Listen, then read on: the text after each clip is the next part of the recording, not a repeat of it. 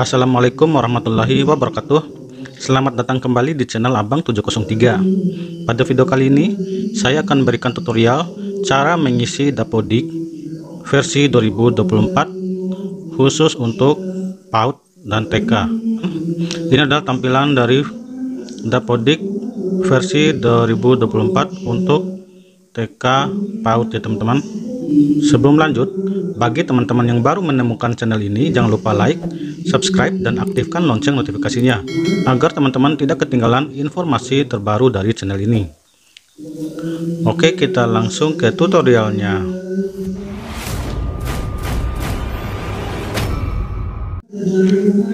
Nah, pertama-tama teman-teman kita buka notifikasinya di sini, karena di Dapodik versi terbaru ini terdapat menu tambahan baru yaitu notifikasi. Di sini ada dua notifikasi yang muncul. Kita coba tekan. Nah, ini ada satu pemberitahuan. Kalau ada kendala tidak terhubung pada saat tarik data dan sinkronisasi. Jadi ini terbitnya pada hari Kamis tanggal 13 Juli 2023 ini ya. Bagi satuan pendidikan terkendala ketika melakukan tarik data sinkronisasi dengan keterangan tidak terhubung, dapat melakukan unduh ulang, installer atau patch aplikasi Dapodik versi 2024 pada link berikut ini ya. Jadi teman-teman kalau ada kendala seperti ini, silakan unduh, installer atau patch ini ya, patch Dapodik. Yang untuk PAUD Dasmen itu yang atas, bagi yang SMK ada yang di bawah ya. Itu untuk notifikasi yang pertama. Terus yang notifikasi yang kedua itu adalah notifikasi pertama Dapodik tahun aja Dapodik. Nah, ini adalah notifikasi awal ya. Jadi ini harusnya bacanya dari bawah bukan dari atas ya. Jadi pesan masuk itu yang ada di bawah ini yang pertama, terus yang atas adalah yang baru. Ini terbit setelah 1 hari Dapodik terbit ya. Dapodik terbitnya kemarin pada tanggal 12 Juli dan ini terbit pada tanggal 13 ya. Ya, kita coba cek pemuktahiran ini. Nah, belum ada informasi terbaru ya, belum ada notifikasi terbaru. Nah, kita tandai saja baca yang ini kalau kita sudah baca ya. Yang ini sama yang ini kita tandai semua. Nanti di sini akan muncul lagi ya pesan baru. Nah, sekarang teman-teman kita langsung ke menu sekolah. Nah, sekarang kita isi dulu data rincinya ya teman-teman. Nah, ini untuk kategori TK, teman-teman bisa pilih di sini ya. Ini sudah saya pilih kemarin TK biasa. Teman-teman juga kalau TK teman-teman itu sudah negeri, pilih TK pembina. Jadi kalau masih swasta pilih TK biasa. Terus untuk fasilitas kepada lembaga lain ada pilihannya juga ya. Kalau ada studi banding, magang, pelatihan, silakan masukkan. Di sekolah kami itu tidak ada. Pencatatan hasil DDTK di satuan PAUD, kalau ada masukkan ada ya. Sistem rujukan DDTK ke puskesmas tuh ada juga. Jadwal PMTHS ini sesuaikan dengan RKS teman-teman ya. Jadi di jadwal PMTHS ini saya masukkan ke dalam RKS-nya adalah 3 bulan sekali ya teman-teman. Jadi setiap tahap BOP itu pemberian PMTHS itu 2 kali ya, 2 kali dalam 6 bulan, berarti 1 kali dalam 3 bulan. Terus pemeriksaan ini memang 1 kali sebulan. Terus jadwal kesehatan ini 1 minggu sekali kita rubah ya. Jadi jadwal kesehatannya juga ini sesuaikan dengan keadaan terbaru di sekolah teman-teman ya. Setelah itu sumber dari sekolah itu saya pilih APBN. Nah, ini karena datangnya dari BOP itu ya teman-teman. Jadi datanya karena sumber dananya berasal dari BOP itu saja teman-teman, tidak ada sumber dana lain, hanya dari BOP itu saja. Kemudian bentuk lembaga ini adalah lembaga tunggal ya, tidak memiliki cabang dan dimanapun. Kalau misalnya teman-teman ini lembaga pusat yang memiliki cabang, silakan pilih yang ini ya. Kalau misalnya teman-teman tuh lembaganya adalah lembaga cabang, silakan pilih yang ini. Kalau misalnya teman-teman sekolahnya adalah lembaga waralaba atau franchise, pilihnya yang di bawah ini ya. Jadi kalau TK biasa tunggal tidak memiliki pusat dimanapun, pilih saja yang ini ya. Setelah itu klasifikasi lembaga ini adanya di kota atau kabupaten ya, bukan di tingkat provinsi, nasional atau internasional. Silakan teman-teman sesuaikan saja. Melaksanakan kelas orang tua itu ada ya, kebetulan saya juga masukkannya ke dalam RKS saya.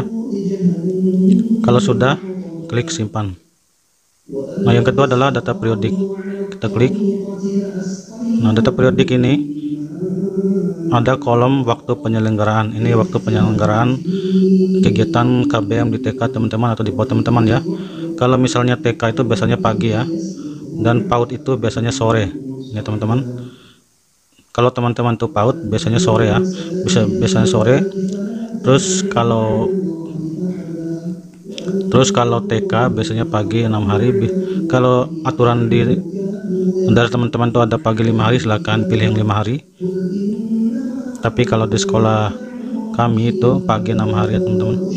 Kemudian sumber listrik ini ada dari PLN, misalnya di daerah pedalaman misalnya ya teman-teman, yang tidak memiliki jaringan dari PLN bisa memilih ini ya, diesel, tenaga surya, atau gabungan antara PLN dan diesel ya, bisa dipilih sesuaikan dengan keadaan di sekolah teman-teman. Setelah itu daya listrik, untuk daya listrik ini sesuaikan dengan daya listrik di sekolah teman-teman.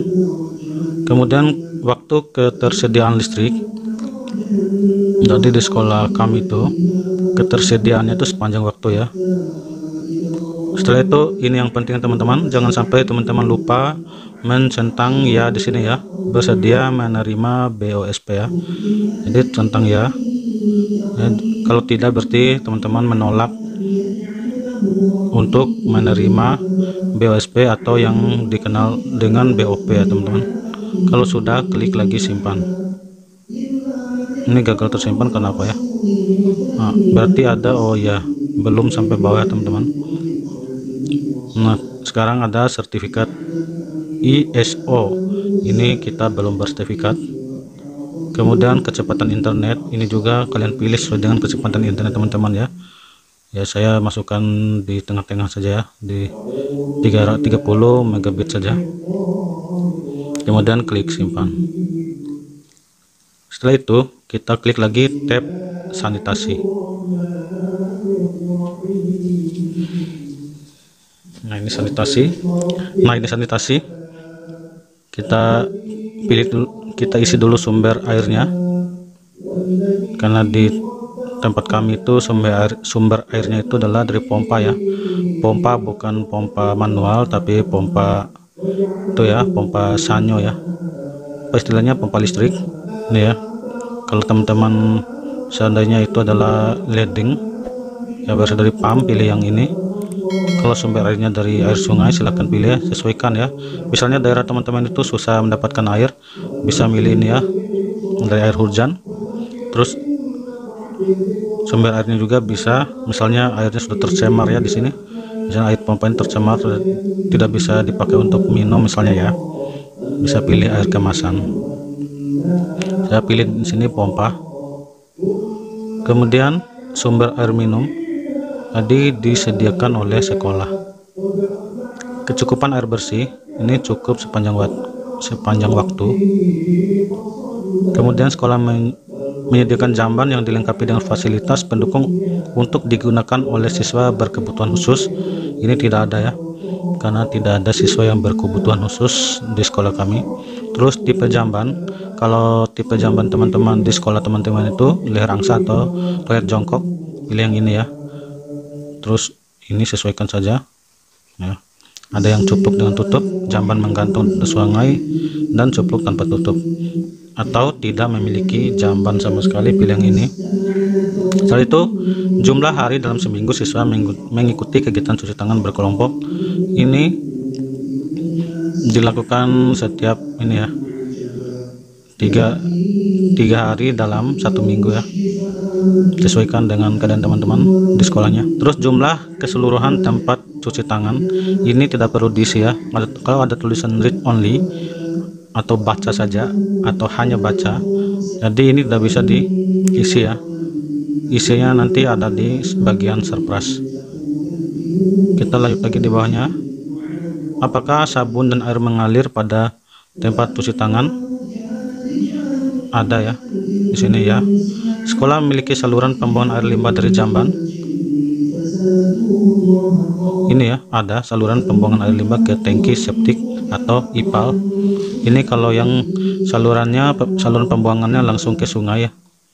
Kalau ini, sekolah pernah menguras tangki septik dalam 3 atau hingga 5 tahun. Ini ada.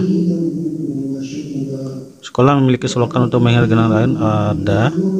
Sekolah menyediakan tempat sampah di setiap ruang kelas. Ya, ada. Sekolah menyediakan tempat sampah tertutup di setiap unit jamban perempuan. Yang ini tidak ya, tidak ada. Sekolah menyediakan cermin. Ini juga tidak ada.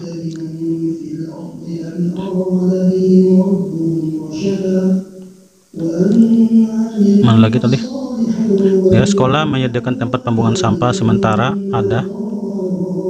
Sampah dari tempat pembuangan sampah sementara diangkut secara rutin ya. Ada perencanaan penganggaran untuk kegiatan pemilihan dan ya ada. Ada kegiatan rutin yang melibatkan siswa untuk memelihara dan merawat fasilitas sanitasi di sekolah. Ini tidak ada ya. Jadi ini kalau ada pembersihan, ada penjaga sekolah yang membersihkan. Jadi kasihan anak-anak kalau disuruh ikut terlibat dalam merawat fasilitas sanitasi ini ya. Malum siswanya masih TK atau PAUD, jangan libatkan ya, kasihan. Jadi ini ada pilihan ya dan tidak. Jadi di sekolah kami tidak melibatkan siswa untuk memelihara ini ya. Kalau siswa SD masih masuk akal kita pilih ya. Kemudian ada kemitraan dengan pihak luar untuk sanitasi sekolah, ada ya, dengan pemerintah. Ada juga dengan puskesmas. Nah ini juga adalah read only ya teman-teman. Jadi ini tidak bisa ditambah ya, tidak bisa diubah, hanya baca saja. Kemudian yang bawah ini ada cuci tangan pakai sabun KY oleh guru ya, ada. Di ruang kelas ada, di toilet ada, di selasar, di UKS, di kantin, semuanya ada di sini. Kebersihan dan kesehatan ya ada semua.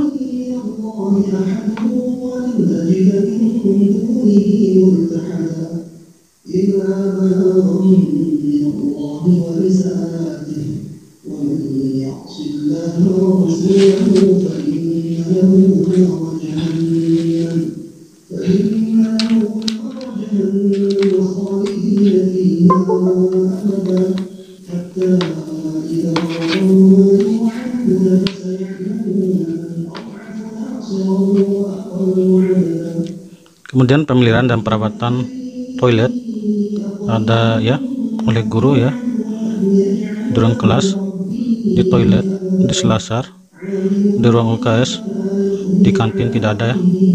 Terus keamanan pangan oleh guru di ruang kelas, terus di selasar, di toilet tidak ada, di ruang UKS dan di kantin. Setelah itu ayo minum air oleh guru di ruang kelas, terus di toilet tidak ada, di selasar, di ruang UKS dan di kantin ya. Nah sekarang udah selesai, kita klik simpan. Terus tata dinamis dan selanjutnya ini karena kita sudah isi di semester sebelumnya, jadi tidak usah diganggu ya. Kita langsung saja menuju ke surprise ya. Tapi sebelumnya kita cek dulu validasinya untuk data sekolah, apakah ada yang invalid. Ini ya, SK pendirian sekolah harus diisi dengan benar. Terus tanggal SK pendirian sekolah harus diisi dengan benar. Tanggal isi SK ini ya, masih warning ya, nanti bisa diperbaiki selanjutnya. Kita langsung lakukan pengisian surprise ya.